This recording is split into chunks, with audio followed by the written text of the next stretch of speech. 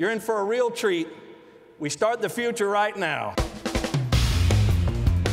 It is really great to be in this region of the country, one that I haven't spent a lot of time in. Now, it's great to be with a group like this. You're a technologically savvy crew, it's a global crew, and I like this relatively intimate setting. There's no way your company's going to really thrive or succeed unless you really deal with all those people at the other end of that camera.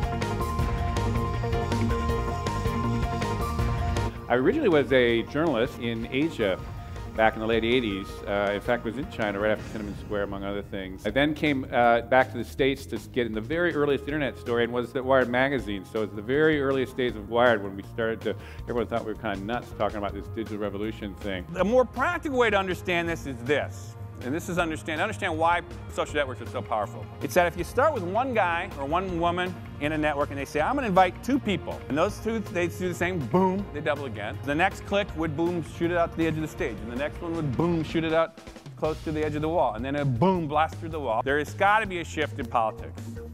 Obama is a perfect example. He said, using this new technology, we could essentially figure out a way to actually aggregate many, many, many middle-class people to put in money.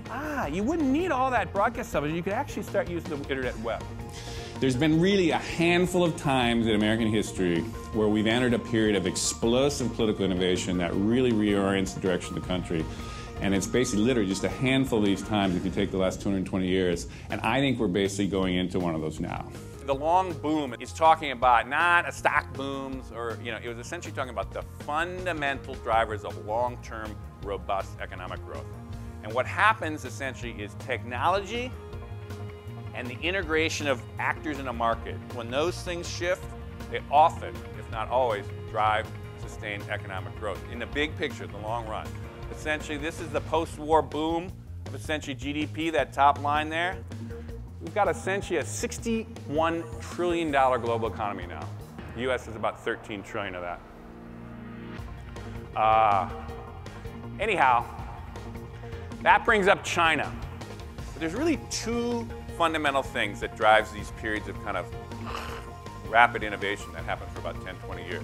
Now, what you need to know if you're not in the computer industry is this is the best way to understand what's happened to the internet in the last 20 years. And again, I'm always looking at this. What's next in this space?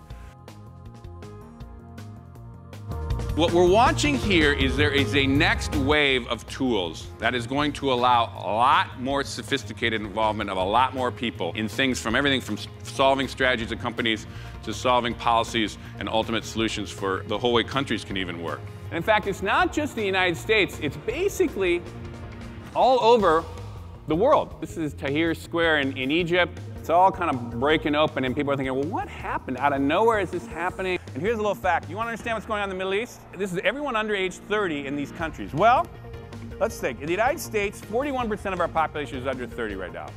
So, wow, Tunisia had that big revolution, right? Wow, they had 51%. And Yemen's a big place, right? Yeah, 75%. Tools and demographics. And we really are essentially at a cusp between essentially going from an organized society of the 20th century, which worked brilliantly, but it just is running into some constraints. It just ain't working and can't keep going down this road. And so we've got to watch, we've got to go through this transition. Now wait a minute, what if we took a problem, split it up, distributed amongst smaller computers, and through lightning fast telecommunications, reassemble the answers? Much quicker. Much more scalable. That's server farms. That's how every Google search goes now.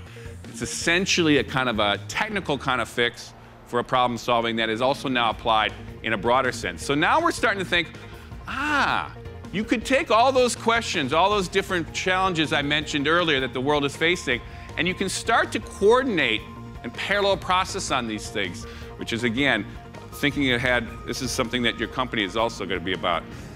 Now, this brings up the energy piece. I think it has a big implications for business. This is just a simple thing on electricity. This is an electric grid in the United States. The grays and whites are essentially carbon-based. We got to somehow figure out how to shift into some mix of wind, all the different things we there, including efficiency, which is this. This is essentially a lineup that Al Gore's group essentially came up with as a possible way. And under their scenario, you could do this in 10 to 15 years. And this is essentially the virtual choir. What this guy did was he took a YouTube video in which he basically conducted and gave people music, and he had all these people on the internet. He got them to practice, he got them to sing. They sat in front of their computer that they already had and basically did their part to do a beautiful, complex, collaborative piece. And that is only one little glimpse at the kind of collaboration and the kind of things we will do together in the coming decade around these incredibly powerful new tools. And with that, I'm going to stop here and say thank you. You've been a fantastic audience. You've been a wonderful audience.